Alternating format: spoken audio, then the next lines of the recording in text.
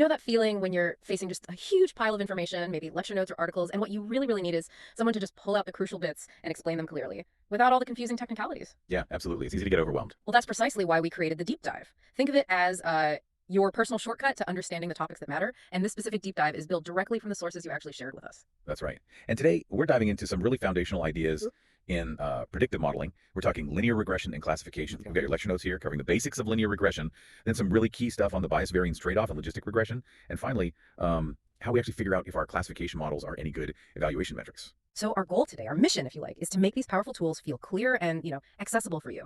We're going to unpack the formula where they pop up, walk through any important derivations, and really focus on what you need to grasp to feel confident without getting totally bogged down. Exactly. No unnecessary complexity, just the core ideas explained well. Perfect. Okay, let's get started. Let's take that deep dive into linear regression first. What's it all about fundamentally? In essence, linear regression is about building models where the output we're trying to predict, well, it's assumed to be a linear function of our input features. So like drawing a straight line through data points. That's the simplest case, yeah. Imagine trying to draw the straightest line possible that best captures the overall trend in your data points on a graph. That's really the core idea. Okay. And the notes use that housing data example size and number of bedrooms predicting price. How does that look mathematically? Right, that's a classic example. So we represent that relationship with what's called a hypothesis, often written as H. It's basically our model's formula for making a prediction. For two features like size and bedrooms, it might look like this. Yeah. HN plus H rows plus H show bedrooms. Okay, HN plus H shows plus H size plus H bedrooms. Let's break that down a bit. What are all those pieces? Great question. So HN is our hypothesis, or our model's predicted price, given a specific size and number of bedrooms. The theta symbols, A shear, those are the parameters of our model. The knobs we can tune. Exactly. They're the knobs we adjust to find the best possible line, or plane in this case. So we have two features. H is the intercept.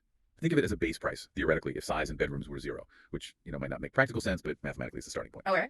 Then A tells us how much the price changes on average for each extra square foot of size, holding bedrooms constant. And H tells us the price change for each additional bedroom, holding size constant. Got it. And the size and bedrooms themselves are the inputs, right? The features. Correct. Those are our input features, generally called X. The notes also define some other key terms. We have psi, yo, which are our training examples. So like one specific house's features and its actual selling price. Precisely. M is the total number of those training examples we have in our data set. And N is the number of features we're using too in this housing example. HS is the general form for the hypothesis, and Y is the target variable we're trying to predict, like the price. Okay, that's clear. So the big task is finding the best values for those data parameters, those knobs. How do we define best? How do we know when we've found the right settings? That is the crucial question, and that's where the cost function comes in. The cost function, usually written as J, gives us a single number that measures how well our current hypothesis, HX, with its current theta values, fits the actual training data Y. It measures the error, basically. Exactly. Our goal, our objective, is to find the values for error that make this cost function as small as possible. The notes specifically mention the least squares cost function, which is super common in linear regression. It's also called ordinary least squares, or OLS. Least squares. What's the idea behind that? Minimizing the squared errors. You got it. It's quite intuitive, really. For each house in our training data, we look at the difference between the price our model predicts and the actual price. That difference is an error. Okay. To get the least squares cost, we square each of those errors. Squaring does two things. It makes all the errors positive so they don't cancel out, and it penalizes larger errors much more heavily than smaller ones. Right, a big miss counts a lot more. Exactly. Then we sum up all those squared errors across all of our BEM training examples. Often we divide this sum by M, or 2 middle, to get an average squared error. The key objective, as the notes clearly state, is find to minimize J. Find the parameters that make this average squared error as low as possible. Okay, so we have a way to measure how bad our model is. The cost function, J. Now, how do we actually do that minimization? How do we find the thetas that give the lowest cost? The notes bring up gradient descent. Yes, gradient descent is probably the most common optimization algorithm used here. It's a really powerful general technique. The mountain example in the notes is a fantastic analogy. Right, being lost in the fog on a mountain. Yeah. Imagine you're standing somewhere on a mountainside in thick fog, and your goal is to get to the lowest point, the valley floor. You can't see the whole landscape, but you can feel the slope of the ground right where you are. Gradient descent is like checking the slope in all directions, finding the direction that goes downhill most steeply, and taking a small step in that direction. Then you repeat the process from your new location, step by step, always going downhill. So it's an iterative process, taking steps until you reach the bottom. Exactly. We start by making some initial guess for our theta parameters, maybe just setting them all to 0. It often doesn't matter too much where you start. Then we repeatedly update these theta values in a way that nudges the cost function, J, lower and lower with each step. Now, the notes mentioned a potential issue, local optima, getting stuck in a small valley that isn't the deepest one overall. That's a valid concern for gradient descent in general, yes. If the cost function landscape is very bumpy with lots of hills and valleys, gradient descent might lead you into a local minimum and get stuck there, never finding the true global minimum. Is that a problem for linear regression? Fortunately, no. And this is a really important point. When we use linear regression with the mean squared error, MSE, cost function, the least squares one we just discussed, the resulting cost function J, is convex. Convex, like a bowl shape. Precisely like a bowl. It has only one minimum point, a single global minimum. There are no little dips or local minima to get trapped in. So for linear regression with MSE, gradient descent is guaranteed to converge to the unique global minimum, as long as we choose our step size reasonably and let it run long enough. Okay, so that's a huge advantage. Yeah. So we start somewhere on this bowl and we take steps down. How do we figure out the exact direction and the size of those steps? Right, the direction is determined by the gradient of the cost function. The gradient is basically a vector of partial derivatives. It tells us how the cost function changes with respect to each theta parameter. It points in the direction of the steepest descent. But we want to go downhill. Exactly. So we move in the opposite direction of the gradient. The size of the step we take in that downhill direction is controlled by a parameter called the learning rate, usually denoted by the Greek letter alpha. Ah, alpha, the learning rate. Yep. The notes show the update rule for each parameter here. It looks like this. Oh, yeah. Okay, whoa, let's unpack that notation again. Thario means we're updating the value of the j theta parameter. Correct. The 3 just means assignment or update. The new value of Thario is its current value minus this adjustment term. And that adjustment is alpha times, that partial derivative thing. Exactly. That tree is the partial derivative of the cost function, j, with respect to the specific parameter day. It tells us how sensitive the cost is to a tiny change in just that one parameter for. Yeah. It essentially measures the slope of the cost function along the e dimension at our current point. So it tells us how much changing 3 affects the overall error. Precisely. The notes even give the formula for that derivative in the case of MSE. 2 meters by an A, 10 by 50 by 9. Hey, Jay? Okay, let's walk through that slowly. Summation symbol. Right, that means we're summing something up over all our M training examples from I1 to M. And inside the sum, decay. That's the error for the ith example again, right? Prediction minus actual. Yep, and we multiply that error by x squared, which is the value of the GF feature for that specific ith training example. Okay, so for each example, we take its error times the value of the feature corresponding to the theta we're updating. Sum all those products up across all examples, right, and then multiply by 2 meter. That whole thing gives us the partial derivative for lay. You got it. That tells us the slope for phi. So going back to the update rule, theory derivative. If the derivative is positive, meaning increasing the area increases the cost, we subtract a bit from A, moving it downhill. If the derivative is negative, meaning increasing A decreases the cost, we subtract a negative, which means we add a bit to A, again moving it downhill. Makes sense. We're always moving opposite the gradient, and alpha, the learning rate, controls how big that step is. Exactly. And choosing alpha is crucial, as the notes emphasize. If alpha is too small, gradient descent takes tiny, tiny baby steps. It'll eventually get to the minimum, but it might take a ridiculously long time. You need a huge number of iterations. On the other hand, if alpha is too large, you might overshoot the minimum with each step. You could bounce back and forth across the valley, or even worse, diverge, with the cost getting bigger and bigger instead of smaller. Gradient descent might fail to converge altogether. So finding a good learning rate is key. And we also need to decide how many steps to take right, the number of iterations. Yes, we have to prescribe the number of iterations, or sometimes we stop based on how much the cost function is changing between iterations. Okay. Now the notes also bring up feature scaling. Why might we need to scale our features, like house size and number of bedrooms, before running gradient descent?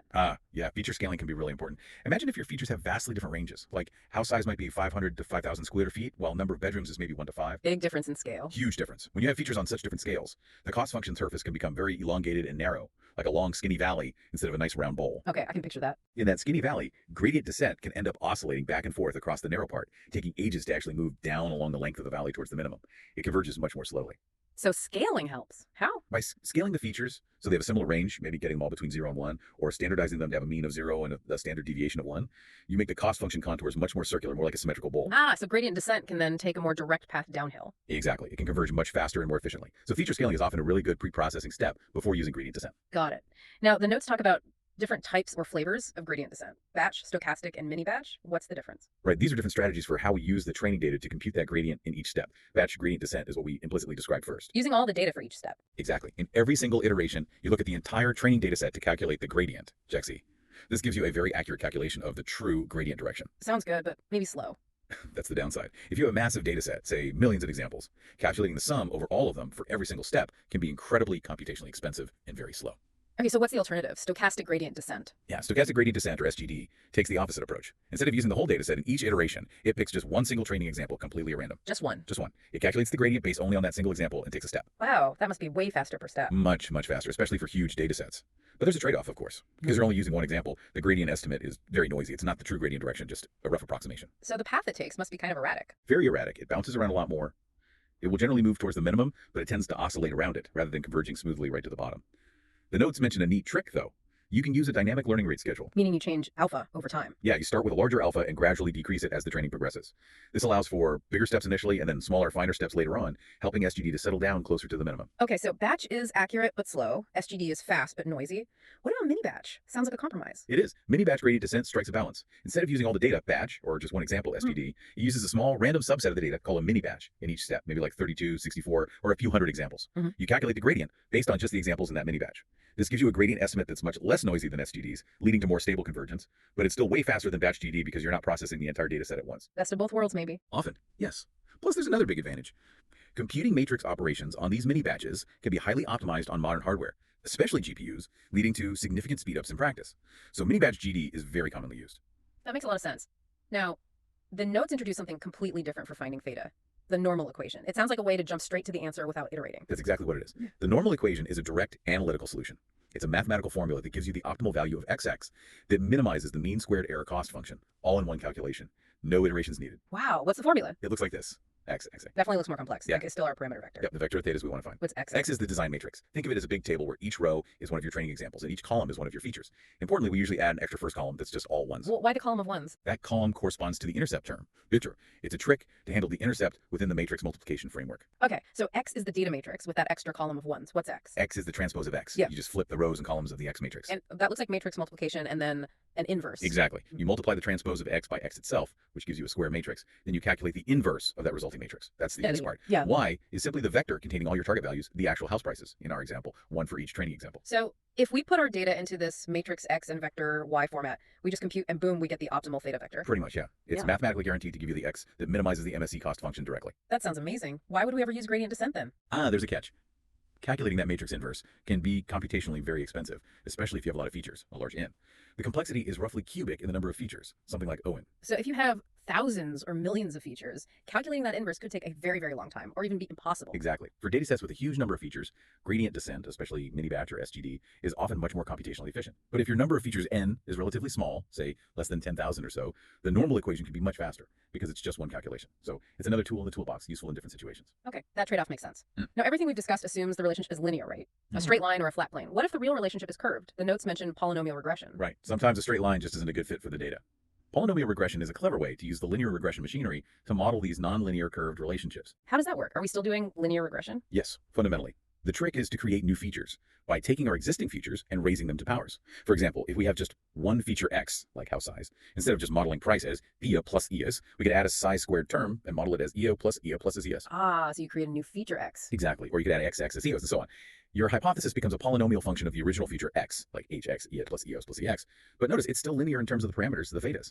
We're still just finding the best weights, EA, for these features, original and polynomial. So we can use gradient descent or the normal equation just like before, but we feed them these engineered polynomial features. Precisely. It allows our model to fit much more complex curves to the data. But I bet there's a risk there, like if you add too many high power terms. Absolutely. The notes correctly warn about the danger of overfitting. If you use a very high degree polynomial, your model can become extremely flexible, maybe too flexible. It might wiggle around to fit the training data points almost perfectly, including any random noise in that data. So it looks great on the data it was trained on. But it performs terribly on new, unseen data because it hasn't learned the true underlying trend, just the quirks of the training set. That's overfitting. Which leads us nicely into learning curves. How do these graphs help us see if we're underfitting or overfitting? Learning curves are a super useful diagnostic tool. They plot the model's performance, usually the error, like MSE, on both the training set and a separate validation set, data the model hasn't been trained on, as a function of the amount of training data used. So you plot error versus training set size for both training and validation data. Exactly. And the shapes of these two curves tell you a lot about your model's behavior. What should we look for? How do we spot underfitting? If your model is underfitting, it's too simple. It can't capture the underlying pattern, even in the training data. So you'll typically see high error on both the training set and the validation set. As you add more training data, both errors might decrease slightly, but they'll plateau at a high level, and the gap between the training and validation error will be small. Basically, the model is performing poorly everywhere. Okay, high error on both, and they converge at a high level. What about overfitting? Overfitting is the opposite problem. The model is too complex. It learns the training data extremely well, including the noise. So you'll see very low error on the training set, maybe close to zero. But on the validation set, the error will be significantly higher. A big gap between the two curves. Exactly. A large gap between the training error and the validation error is the classic sign of overfitting. As you add more training data, the training error might slowly increase as it becomes harder to fit everything perfectly, and the validation error might decrease as the model sees more general patterns. But that gap will likely persist if the model complexity is too high. That seems like a really practical way to diagnose these issues. Okay, so if we detect overfitting, what can we do? The notes introduce regularized linear models. What's regularization? Regularization is a set of techniques specifically designed to combat overfitting. The core idea is to add a penalty term to the cost function. This penalty discourages the model's parameters, the thetas, from becoming too large. Why does keeping the thetas small help prevent overfitting? Generally, models with smaller parameter values tend to be simpler and smoother. Large parameter values often mean the model is putting a huge amount of weight on certain features, potentially fitting noise or making sharp, complex decision boundaries.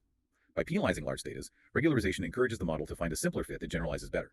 The notes cover three main types: ridge, lasso, and elastic net.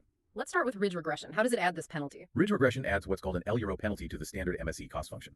This penalty term is proportional to the sum of the squares of all the theta parameters, usually excluding the intercept term. So the cost function now includes the original MSE plus this L-Carroll penalty term. Right, so when the optimization algorithm, like gradient descent, tries to minimize this new combined cost, it has to balance two things: minimizing the prediction error, the MSE part, and minimizing the sum of squared thetas, the penalty part. This effectively shrinks the theta values towards zero. But does it make them exactly zero? Typically, no. Ridge shrinks the weights, often making them very small, but it usually doesn't force them to be exactly zero. It's very effective at reducing the variance of the model and improving generalization, and it works well for both linear and polynomial regression. Okay, shrunk, but not necessarily zero. How does lasso regression differ? Lasso regression uses a different penalty, an L arrow penalty. Instead of adding the sum of squared thetas, it adds a term proportional to the sum of the absolute values of the thetas. Sum of absolute values. How does that change things? This seemingly small change has a really interesting effect. The L penalty has a strong tendency to shrink the weights of less important features all the way down to exactly zero. Whoa, so it actually removes features from the model. Effectively, yes. Lasso performs automatic feature selection. By zeroing out the weights of irrelevant or less useful features, it can lead to simpler, more interpretable models that only use the most important predictors. This is a key advantage of Lasso over Ridge. That sounds really powerful. Okay, and the third one was ElasticNet. ElasticNet is basically a hybrid. It combines both the L penalty of Ridge and the L penalty of Lasso into a single regularization term. It adds a weighted combination of the two to the cost function. So it has both the shrinkage effect of Ridge and the feature selection effect of Lasso. Exactly. There's a mixing parameter, often called R, that controls the balance. If R is 0, it's pure Ridge. If R is 1, it's pure Lasso. For values in between, you get a mix. ElasticNet is often a good compromise, especially when you have many features, and some of them might be highly correlated with each other. Lasso can sometimes behave a bit erratically in those situations, randomly picking one correlated feature and zeroing out the others, whereas ElasticNet tends to be more stable. So are there general guidelines on when to pick which one? Ridge, Lasso, or ElasticNet? The notes suggest some good rules of thumb. First, it's generally a good idea to have some regularization, so Ridge is often a good default starting point. If you suspect that only a few of your many features are actually important, then Lasso or ElasticNet are worth trying because of their feature selection capability. And ElasticNet might be preferred over Lasso if you have correlated features? Yes, ElasticNet is often considered a slightly safer bet than Lasso in many practical scenarios, offering a good balance. Okay. One more regularization technique mentioned is early stopping. This sounds different. It's not about changing the cost function, right? Correct. Early stopping is a procedural technique that applies specifically to iterative training algorithms like gradient descent. It's quite intuitive. Why does it work? You monitor the model's performance, usually its error, on a separate validation set during the training process, maybe after each epoch or iteration. Typically, the training error keeps going down, but the validation error will usually decrease for a while, reach a minimum, and then start to increase again. And that increase in validation error signals the start of overfitting. Exactly. It means the model is starting to learn the noise in the training data and is losing its ability to generalize to new data. Early stopping simply says, stop the training process right at the point where the validation error hits its minimum. So you just save the model parameters from that point and don't continue training. Precisely. It's a very simple and often surprisingly effective way to prevent overfitting without needing to fiddle with penalty terms in the cost function. Just stops the learning before it goes too far. Okay, that covers a lot on linear regression and tackling overfitting. Now let's shift gears slightly and talk about the bias variance trade-off. The notes position this as a really fundamental concept. It absolutely is. Understanding the bias variance trade-off is crucial for diagnosing model performance and choosing appropriate model complexity for any kind of predictive modeling, not just regression. It's about balancing two fundamental sources of error. Okay, let's break it down. First, what exactly is bias in this context? Bias refers to the error introduced by approximating a real-world problem, which might be very complex, with a model that is too simple. High bias models make strong, potentially incorrect assumptions about the data. They underfit. Underfitting, meaning they can't capture the true pattern. Right. They lack the flexibility. Think of trying to fit a straight line, a simple high bias model, to data that clearly follows a complex curve. The line just can't capture the relationship properly. High bias leads to poor performance on both the training data and new data because the model is fundamentally too simple for the problem. It overgeneralizes. Okay, so bias is error from oversimplification. What about variance? Variance refers to the error introduced because the model is overly sensitive to small fluctuations or noise in the training data. High variance models are too complex, too flexible. They overfit. Overfitting, learning the noise. Exactly. A high variance model might learn the training data, including its random noise, almost perfectly. It performs great on the data it saw during training. But because it learns spurious patterns that don't exist in the broader reality, it generalizes very poorly to new, unseen data. It's too sensitive to the specific training set it happened to see. Small changes in the training data can lead to large changes in the resulting model. So there's this inherent tension. If we make the model more complex to reduce bias, its variance tends to increase. And if we make the model simpler to reduce variance, its bias tends to increase. It's a trade-off. We need to find the sweet spot. Precisely. The goal is to find that optimal level of model complexity, not too simple, not too complex, that minimizes the total error on unseen data. That total error comes from a combination of bias and variance, and one other component we'll mention. We want good generalization. The notes mention that the mean squared error can actually be mathematically decomposed. That sounds helpful for understanding this. Yes, theoretically, the expected mean squared error, MSE, of a model's prediction at a given point can be broken down into three components. The squared bias of the model, the variance of the model, and something called the irreducible error. The formula is basically MSE equals bias plus variance plus irreducible error. Irreducible error? What's that? Can we reduce it? No, that's why it's called irreducible. It represents the inherent noise or randomness in the data itself, or aspects of the true relationship that cannot be captured by any model, no matter how good. Even a theoretically perfect model would still have this minimum level of error due to the inherent unpredictability in the system we're modeling. So our job as model builders is to minimize the bias squared and variance parts, getting the reducible error as low as possible. Got it. We can't eliminate all error, but we try to minimize the parts we can control through model choice and complexity. Now, the notes introduce locally weighted regression, LWR. It's described as a non-parametric approach. How does that fit in? LWR, sometimes called LES, is interesting because it doesn't assume a fixed global model structure like standard linear regression does, e.g. a single straight line. Instead, it fits local models. Local models? What does that mean? When you want to make a prediction for a new input point X, LWR looks at the training data points that are in the vicinity or neighborhood of X. It then fits a simple model, usually just a linear model, using only those nearby training points. But it doesn't treat all nearby points equally, right? It weights them. Correct. That's the key part. It uses the weight function, often based on distance. Points closer to X get a higher weight, meaning they have more influence on the local fit. Points further away get lower weights. The notes give a common weight function, WI. XP. Okay, WI is the weight for the ith training point X when predicting for X. It depends on the square distance between them in this tau parameter. Yes, tau is the bandwidth hyperparameter. It controls the size of the neighborhood. A small ylet means the weights drop off very quickly with distance, so only very, very close points get significant weight. This leads to a very flexible, wiggly fit that adapts strongly to local data. Potentially low bias, but high variance. And a large tau. A large tau means the weights drop off slowly, so even more distant points contribute significantly. This results in a smoother fit, averaging over a larger region, potentially higher bias, but lower variance. And importantly, you fit a different local model for every single point you want to predict. Exactly. Unlike standard linear regression, where you find one set of thetas for the whole data set, LWR fits a new set of local parameters every time you make a prediction. That's what makes it non-parametric and locally adaptive. It implicitly handles the bias-variance trade-off via the choice of the bandwidth. Fascinating. Okay, let's move into classification now. The notes focus on logistic regression. How is this fundamentally different from linear regression? The key difference is the type of output we're predicting. Linear regression predicts a continuous numerical value, like a price, a temperature, a measurement. Logistic regression, on the other hand, is primarily a classification algorithm. In its most common form, it's a binary classifier. Binary meaning two classes, like yes, no, spam, not spam, dog, cat. Exactly. The goal is to predict which of two categories an input instance belongs to. And what logistic regression actually outputs is a probability, a number between 0 and 1. A probability, not just the class label directly. It outputs the estimated probability that the instance belongs to one of the classes, usually designated as the positive class or class 1. For example, the probability that an email is spam. Then we typically use a threshold, often 0.5, to make the final decision. If the probability is greater than 0.5, we predict class 1. Otherwise, we predict class 0. Okay, so how does it generate that probability between 0 and 1? Linear regression gave us any real number. The magic ingredient is a specific function called the logistic function, or more commonly, the sigmoid function. Its formula is 1, 1 plus x. Sigmoid? I think I've seen that S-shaped curve. That's the one. The sigmoid function takes any real valued input zia and elegantly squashes it into the range strictly between 0 and 1. Perfect for representing a probability. So what's the z that we feed into the sigmoid function in logistic regression? That's where the connection to linear regression comes back. The input z is actually calculated using the same kind of linear combination of features and parameters that we saw before. Z, tx plus dx plus si plus sig by e10 xb 50 by a9 by e10 by e10 by 50 by a9. So we compute that linear sum first, just like in linear regression. Yeah. And then we pass that result through the sigmoid function. Exactly. So the overall hypothesis for logistic regression is Px. Yeah. And this Px is our model's estimated probability that the output y is 1, given the input x and parameters p, y1x. Okay, that makes sense. Linear part first, then sigmoid squashing. Now, how do we find the best thetas for logistic regression? We need a cost function again, right? But probably not mean squared error this time. Correct. Using MSE directly with the sigmoid output doesn't work well theoretically. It leads to a non-convex cost function. Instead, we use a cost function specifically designed for probabilities and classification, called log loss, or sometimes cross-entropy loss. Log loss, how is that defined? The notes show the cost for a single training example, xy. It depends on the true label y. If the true label y is 1, the cost is log x. If the true label y is 0, the cost is log 1 to x. Log probability. Why those specific forms? What's the intuition? Think about it. Let's say the true class is y1. If our model correctly predicts a probability x close to 1, then log x is close to log 1, which is 0. So the cost log x is close to 0. That's good. Low cost for a confident correct prediction. Okay. But if the true class is y1 and our model confidently predicts a probability x close to 0, then log x will be a large negative number, like log of 0.01. So the cost log x will be a large positive number. High cost for a confident wrong prediction. It penalizes confident mistakes heavily. Yeah, exactly. And the same logic applies when the true class is ca using the log 1 hex term. This structure strongly encourages the model to output probabilities close to 1 for true positives and close to 0 for true negatives. And the overall cost function, J, is just the average of these individual log losses over all the training examples. Yep. The notes show the combined formula, J single 1 meter against not by E10 and by E10 by B50, abetang year long plus 1 year log, that ya and 1 ya cleverly pick out the correct term depending on whether the true label is 1 or 0 for the odd example. Our goal is to find the thetas that minimize this average log loss, J.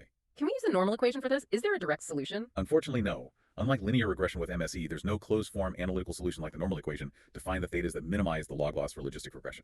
Okay. So we have to use iterative methods again, like gradient descent. Yes, but the good news is that this log loss cost function is convex, just like MSE for linear regression. So even though we don't have a direct formula, we can confidently use gradient descent, or more advanced optimization algorithms like conjugate gradient BFGS, LBFGS, which are often used in practice, and be assured that it will find the global minimum of the cost function. Okay, convexity saves the day again. The notes also briefly mention maximum likelihood estimation. How does that relate? It turns out that minimizing this log loss, or cross-entropy cost function, is mathematically equivalent to maximizing the likelihood of observing our training data given the model parameters. Maximizing the likelihood. Yeah, the likelihood function L basically asks, given this set of parameters, what is the probability of seeing the exact set of training labels that we actually observed?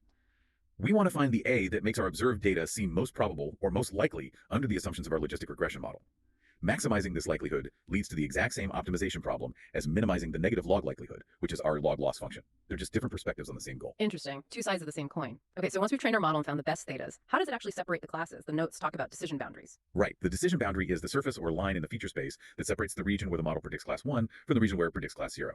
For logistic regression, the prediction usually flips from 0 to 1 when the input to the sigmoid function z equals zx crosses 0, because that's when the sigmoid output crosses 0.5, the typical threshold. So the decision boundary is where do x and c is 0. Exactly. And if egg x is a linear combination, plus stay x plus loon, then the equation of x equals 0, 0 defines a linear boundary, a straight line in 2D feature space, a flat plane in 3D, or a hyperplane in higher dimensions. Like the iris dataset example in the notes predicting iris virginica based on petal features, the boundary would be a line separating the predicted virginica region from the non-virginica region. Precisely. The model finds the line where it estimates the probability of being virginica is exactly 50%. On one side, the probability is 50%, on the other 50%. That line is the linear decision boundary learned by the logistic regression model, assuming we don't use polynomial features. What if we have more than 2 classes, like classifying handwritten digits 0 through 9? Logistic regression is binary. The notes mention softmax regression. Yes, softmax regression, also known as multinomial logistic regression, is a generalization of logistic regression to handle multi-class problems, or K2 classes. How does it work? Does it still output probabilities? It does. But instead of a single probability for class 1, it outputs a vector of k probabilities, one for each class. For a given input x, it computes a score 0 blues for each class k from 1 to k. Then it uses the softmax function to convert these scores into probabilities PO. The softmax function, different from sigmoid. Yes. The softmax function takes the vector of score z and outputs a vector of probabilities p such that each probability PO is between 0 and 1, and importantly, all the probabilities sum up to 1 PO equals XBO, it equals XBO, equals XBSB is XBO yellow by OD10, that equals XBO XBB. It ensures we get a valid probability distribution across all k classes. Okay, so it gives the probability for each class, and they all add up to 1. And the cost function used is the cross entropy function. Correct. The cross entropy cost function is the generalization of the binary log loss to the multi-class case. Minimizing it trains the softmax regression model. And the notes rightly hint at the connection to neural networks. The softmax function is extremely common as the activation function in the output layer of neural networks used for multi-class classification. It's a key building block. Very cool. Okay, so we know how to build these classification models. Now, the really crucial part, how do we know if they're any good? The last section of the sources digs into classification evaluation. Absolutely critical topic. Just building a model isn't enough. We need solid ways to measure its performance. The notes start with that simple binary scenario, predicting if an image is a dog. This helps define the 4 basic outcomes. Right, the true, false, positives, negatives. Let's recap those. Okay, true positive. The image is a dog and the model correctly predicts dog. True negative, TN.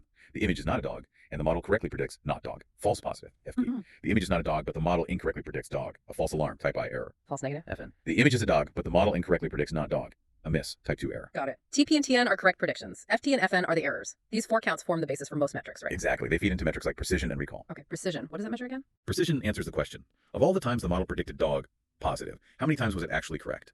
The formula is precision equals TP plus FP. It's about the accuracy of the positive predictions. High precision means low false positives. When it says dog, it's usually right. And recall, also called sensitivity or true positive rate, TPR. Recall answers. Of all the images that were actually dogs, actual positives, how many did the model correctly identify? The formula is recall equals TP plus FN. It's about the model's ability to find all the positive instances. High recall means low false negatives. It finds most of the real dogs. So precision is about not making false alarms. Recall is about not missing actual cases. The notes emphasize this trade-off often exists. Yes, very often. Improving precision might hurt recall, and vice versa. If you make your classifier very strict, high threshold for predicting dog to avoid false positives, high precision, you'll likely miss more actual dogs, lower recall. If you make it very lenient, low threshold to catch almost all dogs, high recall, you'll likely misclassify more non-dogs as dogs, lower precision. Makes sense. So how do we balance them? The notes introduce the F1 score. The F1 score is the harmonic mean of precision and recall. F1 equals 2. Precision recall, precision plus recall. The harmonic mean gives more weight to lower values, so you only get a high F1 score if both precision and recall are reasonably high. It's a single metric that tries to capture that balance.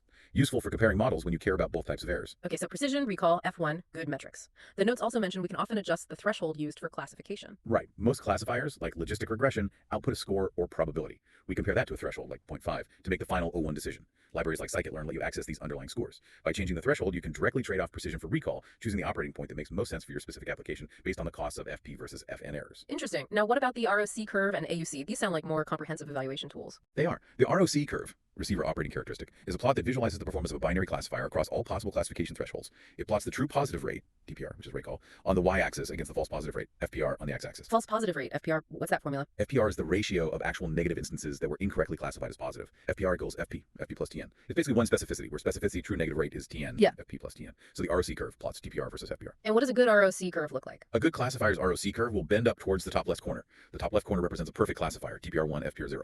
The diagonal line from bottom left to top right represents a random classifier, like flipping a coin. Yeah. You want your curve to be as far above that diagonal as possible. Okay, so the curve shows the trade-off across all thresholds. What about AUC, area under the curve? The AUC provides a single number summary of the entire ROC curve. It's literally the area under the ROC plot. AUC ranges from 0 to 1. A perfect classifier has AUC equals 1. A random classifier has AUC equals 0.5. The higher the AUC, the better the classifier is, on average, at distinguishing between the positive and negative classes across all possible thresholds.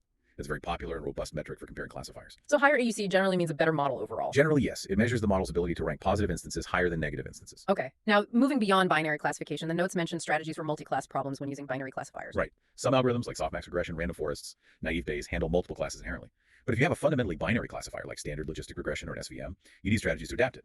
The notes mention two main ones, one versus one, OVO, and one versus all, OVA, also called one versus reg. VO and OVA, how do they work? In OVO, you train a separate binary classifier for every pair of classes. So if you have K classes, you train KK12 classifiers. To predict a new instance, you run it through all these pairwise classifiers and see which class wins the most head-to-head matchups. Okay, lots of little duels. What about OVA? In OVA, you train K different binary classifiers. The first one distinguishes class 1 from all other classes, 2 through K. The second distinguishes class 2 from all others, 1, 3 through K, and so on.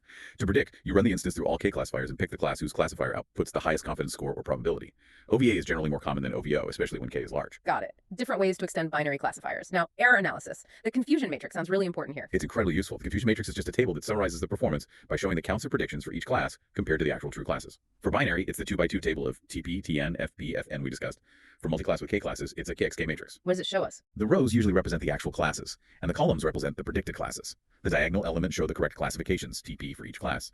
The off-diagonal elements show the errors specifically. The entry in row I, column J, shows how many times an instance of actual class I was misclassified as class J. Ah, so you can see exactly which classes are being confused with which other classes. Precisely. It helps you pinpoint the specific types of mistakes your model is making, which is invaluable for figuring out how to improve it.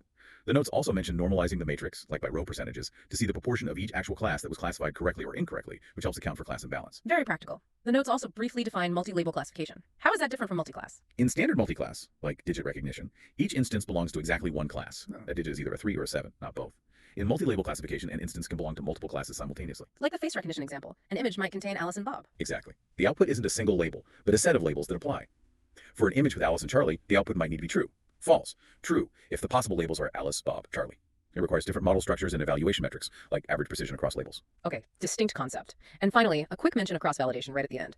We talked about validation sets, but what's the core idea of cross-validation? Cross-validation is a resampling technique used to get a more reliable estimate of a model's performance on unseen data, and it's crucial for tasks like model selection, comparing different algorithms, and hyperparameter tuning, like finding the best regularization strength or polynomial degree. How does it get a more reliable estimate than just one train validation split? The most common form, K-fold cross-validation, works like this. You split your training data into K equal size subsets or folds, then you repeat the training evaluation process K times. In each iteration, you train the model on K1 folds and evaluate it on the remaining 1 fold, the holdout fold. Each fold gets used as the holdout set exactly once. So you get K different performance estimates. Yes, and then you typically average these K estimates to get a single, more robust measure of the model's generalization performance. It uses the data more effectively than a single split, and reduces the chance that your performance estimate is just due to the luck of one particular split. The notes list other types too, like leave one out, but K-fold is very common. Wow, okay. We have covered an incredible amount of ground here. Let's try to quickly recap the absolute highlights for everyone listening. Sounds good. We started with linear regression, modeling linear relationships, using gradient descent batch, stochastic, mini batch, or the normal equation to find the parameters. We stressed explaining the formulas like the cost function and the gradient update rule. Then the crucial bias variance trade-off, understanding underfitting, high bias, and overfitting, high variance, and how learning curves help diagnose that. Right, and how to fight overfitting with a regularization wedge, L, lasso, L for future selection, elastic net, the hybrid, and also early stopping. We broke down those penalty terms too. Then we moved to classification with logistic regression, the sigmoid function for probabilities, the log loss cost function derived from maximum likelihood, and linear decision boundaries, and briefly touched on softmax for multiclass. And finally, evaluating classification. TP, TN, FP, FN, leading to precision recall, F1 score, understanding the precision recall trade-off, ROC curves and AUC for a threshold independent view, strategies for multiclass like OVO and OVA, the incredibly useful confusion matrix for error analysis, and the distinction of multi-label classification, plus the importance of cross-validation for a robust evaluation. That's a pretty solid summary. And hopefully unpacking the formulas and derivations along the way made it clearer how these things actually work under the hood. Absolutely. And getting a solid grasp on these fundamentals really gives you, the listener, a strong base for tackling all sorts of data analysis and prediction tasks. It demystifies a lot of what goes on in machine learning. It really does. These are the building blocks for so many more advanced techniques. So now that you have, hopefully, a clearer picture of how these models learn from data, how we measure their success, and the key trade-offs like bias versus variance or precision versus recall, here's something to think about. Yeah. What are some specific real-world problems you can now imagine applying these techniques to? Maybe something from your own field or interests. And just as importantly, what challenges do you foresee? What practical issues might pop up when you try to use linear regression or logistic regression on actual messy data? That's a great point to ponder, and maybe also consider the ethical implications. Could these models perpetuate biases present in the data? How can we evaluate fairness alongside accuracy? Lots to think about beyond the mechanics. Definitely. This deep dive has hopefully given you a solid toolkit, but it's really just scratching the surface. There's always more to explore. Absolutely. We encourage you to keep digging into the areas that sparked your interest. Well, thank you for joining us for this pretty intensive deep dive today. We hope breaking down these concepts and the math behind them has been valuable and, well, an efficient way for you to level up your understanding.